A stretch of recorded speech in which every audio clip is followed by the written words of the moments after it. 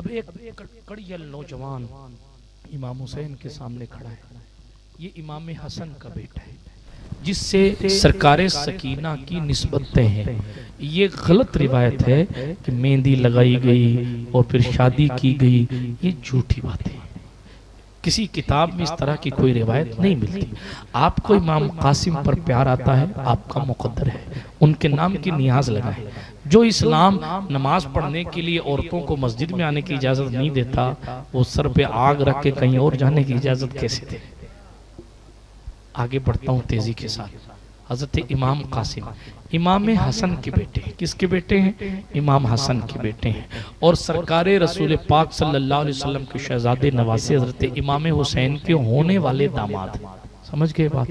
हजरत सरकारे कासिम इब्ने हसन आए और कहने लगे, चचा मैं भी शहीद होना चाहता हूँ, दीन की राह में अपना सब कुछ लुटाना चाहता हूँ। इमाम हुसैन की आंखों में आंसू आ गए, इसलिए कि अभी तक जितने वफादारों को खोया था वो बोझ कम नहीं था। ऐसे ऐसे लोग थे मालूम, हजरत मुस्लिम इब्ने औसजा, ज़ुहैर इब्ने क़ैनी, ऐसे लोग थे। जब इमाम ने कहा था ना रात को, शब आशूरा को कहा था, वो दीनी फिक्र की बात रह गई, वो बयान कर दूं। दीनी सोचिए कि हम तो ये भूल जाते हैं कि नमाज पढ़ी कि नहीं पढ़ी। उस दिन जब ये टीम आई 9 तारीख को लड़ने के लिए, हजरत अब्बास अलमबरदार ने हजरत इमाम हुसैन से कहा, हुजूर ये जंग चाहते हैं। इमाम हुसैन ने फरमाया जवाबन कि इनको कह दो कि आज आशूरा की रात है, आज रात हमें इबादत कर लेने दें, जंग कल कर लेंगे। आशूरा की रात तिलावत, इबादत, अल्लाह को याद, रात भर नमाज, ये मुस्तफ़ा के वफादारों ने इस तरह आशूरा की रात गुजारी है। आपकी मर्जी है, आप घूम के गुजारें, सो के गुजारें, आप गुनाह करके गुजारें, ढोल बजा के गुजारें, कूद फान करके गुजारें, टीवी देख के गुजारें, वो आपका हिसाब आपको देना है। मेरा काम था आपको ये बताना कि हुसैनियों ने यूं गुजारी। मैं आगे चलता हूँ, हुसैनियों ने यूं गुजारी, आगे चलता हूँ। इसी मौके पर जब इमाम ने फरमाया तो तुम सब चले जाओ और चिराग बुझा दिया था, तो एक साहब ने, जब हजरत इमाम ने वापस चिराग जलाया, वाकया नहीं पढ़ता, सिर्फ उनका कौल पढ़ता हूँ, उन्होंने गालिबन हजरत मुस्लिम औसजाई थे, कहने लगे हुजूर हमारे पास तलवारें हैं, तीर है, नेज़े हैं, अगर ये ना होते ना तो भी हम यजीदियों को पत्थर मारते, पत्थर, और पत्थर मार मार के जंग से जाते नहीं, बल्कि जब तक आप पर कुर्बान न हो जाते तब तक पत्थर मार मार के हम जंग करते रहते। ये इनकी वफादारी थी।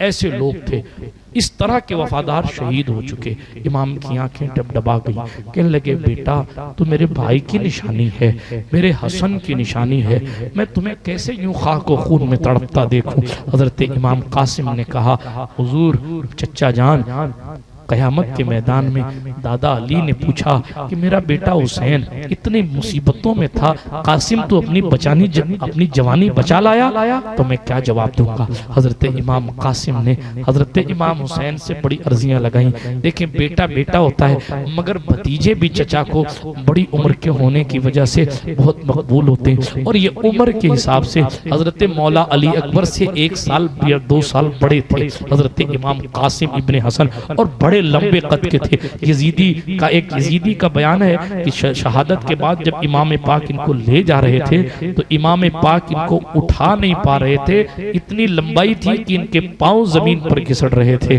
अल्लाह अकबर, तफसीलात में जाने का वक्त नहीं है। इंतहाई हसीन और जमील शहजादा, और बल्कि मैं इनके हुस्न की बात करता हूँ तो मुझे हया आती है, इसलिए कि जो हसन का बेटा, हसन पाक के बारे में आया, सर से लेके सीने तक इमाम हसन हुजूर की तरह दिखते थे। इमाम अहले सुन्नत ने कहा एक सीने तक मुशाबे, एक वहां से पांव तक, एक सीने तक मुशाबे। ये सीने तक कौन मुशाबे? सरकारे इमाम हसन, जिसका चेहरा हुजूर के चेहरे से मिलता था। उसके सगे बेटे की शान क्या हो? सदियों बाद जिसके चेहरे को देखकर, जिसके खानदान के बेटे के चेहरे को देखकर चोर तौबा कर लेते हैं और अब्दुल कादिर जिलानी के हाथ पर तौबा करके वली हो जाते हैं। सदियों बाद 18 साल की जवानी में अब्दुल कादिर ऐसे दिखते हैं। सोचो ना नागौर शरीफ वालों, मौला कासिम कैसे दिखते हो, कैसे दिखते हो। और ये भी सोचो, मैं अपने जवानों से एक लम्हे के लिए खिताब कर रहा हूं, क्या उनके जितना हुस्न ला सकते हो? क्या उनके जितनी इज्जत ला सकते हो? उनका जितना आला खानदान ला सकते हो? इतना सब कुछ होने के बावजूद भी उन्होंने बताया मेरी जान दीन के आगे कुर्बान है। हमारे पास तो उन जैसा कुछ नहीं, हमारे जैसे करोड़ों उनके लिए कुर्बान हो जाएं तो भी उनकी जान का हक अदा नहीं होता, लेकिन उन्होंने फिर भी दीन को अव्वलियत में रखा और दीन के लिए कुर्बान। आप मस्जिद तक नहीं जा सके, इमाम साहब से भी पूछा जाए कि फजर में कितने आते हैं तो फिर अल्लाह अल्लाह खैर से, आप बताएं ना मुझे। जब उन जैसा हुस्न नहीं, उन जैसी जवानी हमारी नहीं, तो हमारा हक तो और था कि हम उससे कहीं ज्यादा नमाज पढ़ने के लिए जाते, अल्लाह के दीन के लिए कुर्बानियां पेश करते, जितनी उन्होंने पेश की उससे कहीं ज्यादा। लेकिन अल अमान वल हफीज, गुजारिश गुजार हूं कि इन कुर्बानियों से कुछ सलीके हासिल करें और दीन के लिए कुछ। आप मुसलमान हैं, भाई होने का हक अदा करते हैं, बाप होने का हक अदा करते हैं, दोस्त होने का हक अदा करते हैं, मुसलमान होने का भी हक अदा करें। बात को ख़त्म कर रहा हूँ। इमाम सरकार कासिम है, इमाम कासिम के पास सरकार इमाम हुसैन के पास इमाम कासिम आते और अर्जी लगाते हैं चाचा मुझे भी जाने दें। बार बार मना करने के बाद भी जब सरकार इमाम कासिम ने बहुत से वास्ते दिए तो इमाम अर्श मकाम ने अपने भतीजे को भारी दिल से इजाज़त दे दी।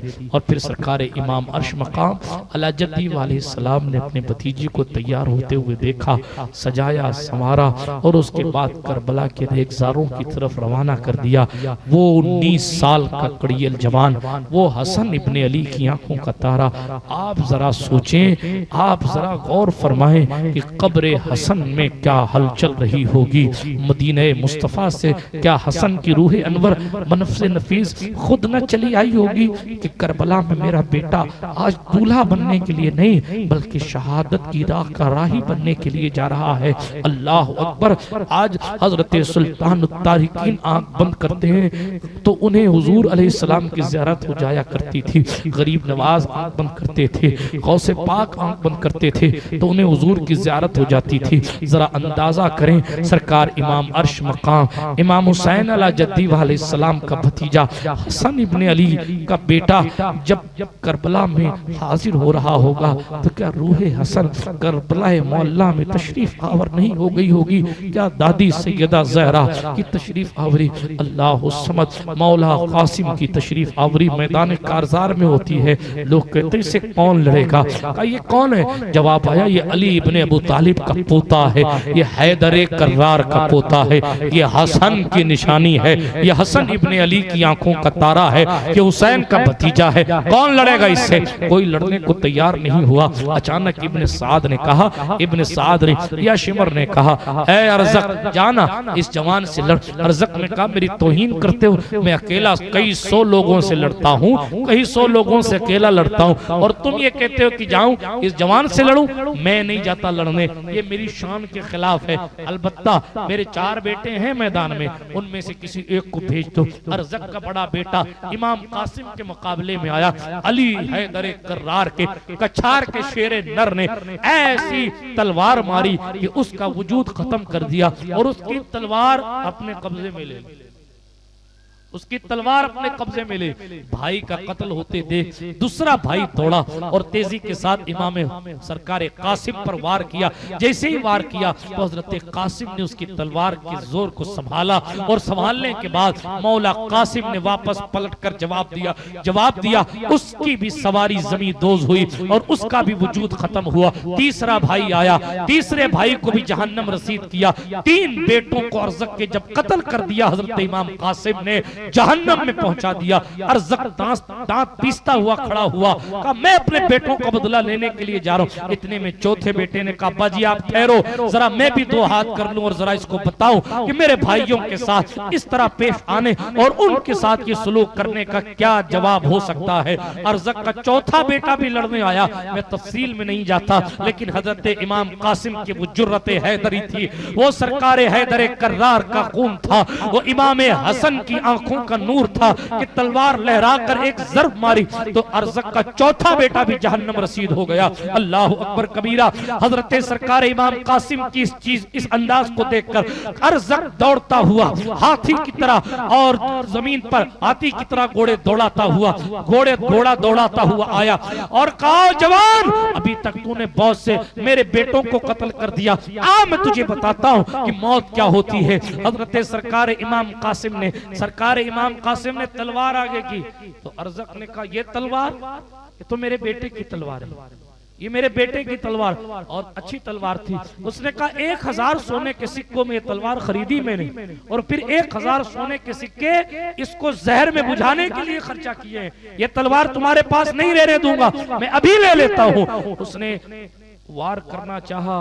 अल हर्ब खुदातुन के तहत जंग में दुश्मने दीन से धोखा हालते जंग में जायज, इसलिए इस कानून के तहत हजरत सरकार इमाम कासिम ने फरमाया, वो भी अली बाबुल इल्म का पोता था, दिमाग लगाया और कहा अर्ज़क हम तो तुमको बड़ा होशियार समझते थे, बड़ा पहलवान समझते थे, तुम्हारी तो घोड़े की जीन भी ढीली है, तुम्हारी तो सवारी ऐसी नहीं है कि उसके घोड़े की जीन ही ढीली कसी हुई नहीं है।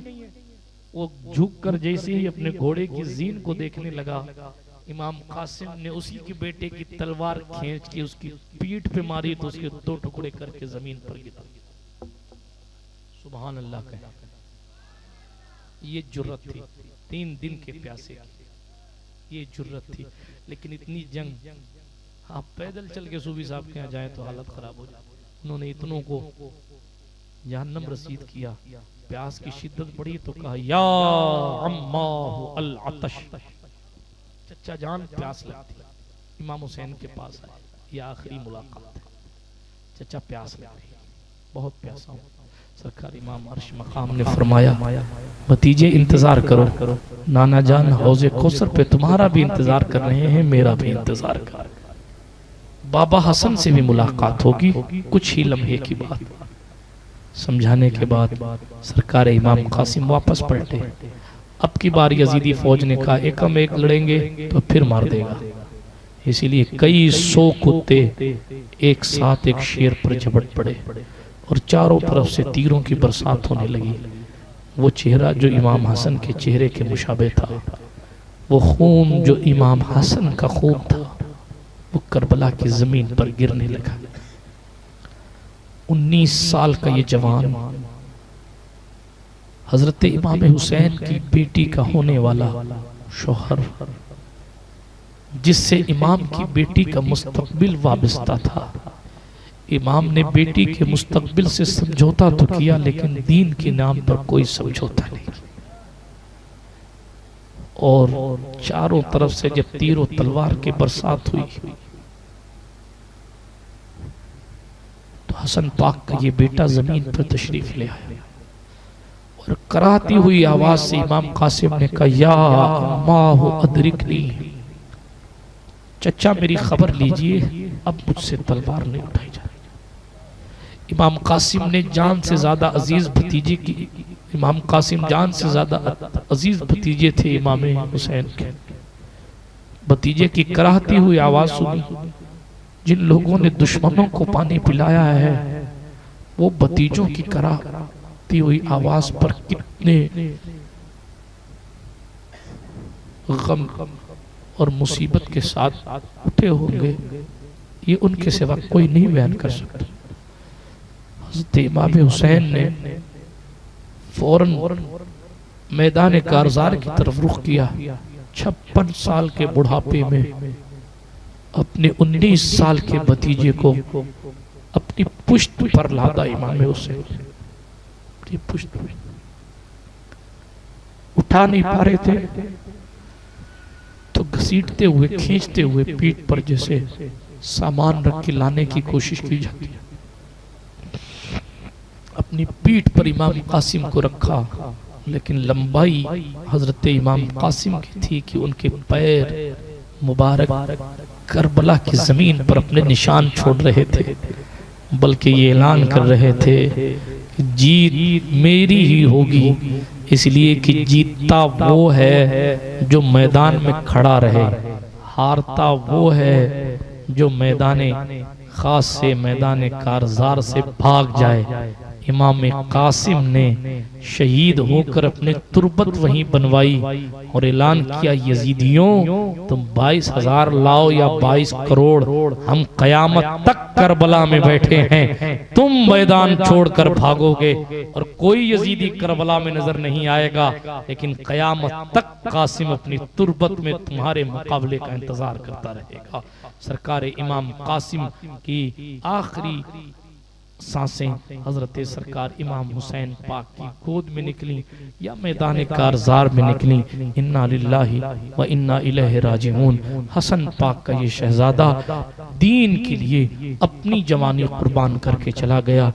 जनाबे वाला सिर्फ ये गुजारिश करूंगा, जब हसन का सगा बेटा दीन के लिए जान दे सकता है तो हमें भी चाहिए कि हम नमाज पूरी पढ़ें, ज़कात पूरी अदा करें, अपने नबी का दीन सीखें, लोगों को दीन सिखाएं, अपने इदारों का साथ दें, इखलास और लिल्लाहियत के साथ दीन की खिदमत करें, ताकि वो दीन, वो रोशनी जो इमाम हुसैन पाक ने मध्यम नहीं होने दी, उस रोशनी को कभी कोई ताकत, कोई वक्त का यजीद बुझा न सके और क़यामत की सुबह तक ही ऐलान होता रहे, कत्ले हुसैन असल में मर्गे यजीद है, इस्लाम जिंदा होता है हर करबला के बाद, इस्लाम जिंदा होता है हर करबला के बाद।